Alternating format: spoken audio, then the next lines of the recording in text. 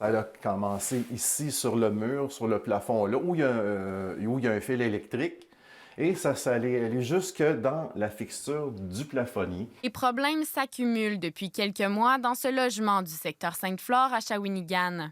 Traces de moisissures et de champignons et infiltration d'eau.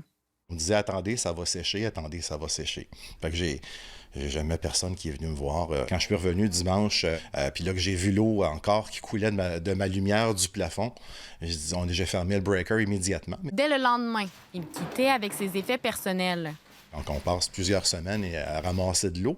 On développe un phénomène où, à chaque fois qu'on entend un bruit dans la nuit qui coule, on pense que c'est le plafond qui va encore couler. À 75 ans, Danielle Martin considère maintenant quitter le logement voisin qu'elle habite depuis 10 ans. Ça joue sur le système. J'ai pas de poignée de porte, d'armoire. Ça fait quand même peut-être 3 ans. Peut-être sont débordés, il fait les réparations, là, parce qu'on appelle puis ils nous rappellent même pas seulement.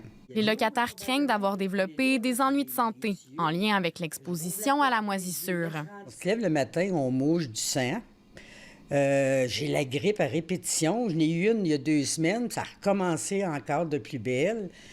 Des maux de gorge, de la toux, tu sais, une genre de toux creuse qui passe pas, là. Il y a un syndrome qui a été décrit qui s'appelle le syndrome du bâtiment malsain, où en plus des réactions allergiques comme l'asthme, on peut trouver d'autres symptômes parfois, comme justement les yeux secs, la bouche sèche, le nez sec. Il peut y avoir, à cause justement de la sécheresse, des saignements de nez. On peut voir aussi parfois des malaises globales, comme des maux de tête, des myalgies, du mal dans les muscles, de la fatigue. On peut aussi penser à l'exposition au formaldéhyde parce que les matériaux de construction assemblés avec de la colle qui sont exposés à l'eau libèrent des vapeurs qui sont nocives pour la santé. La propriétaire de l'immeuble n'a retourné ni appel ni courriel de notre part.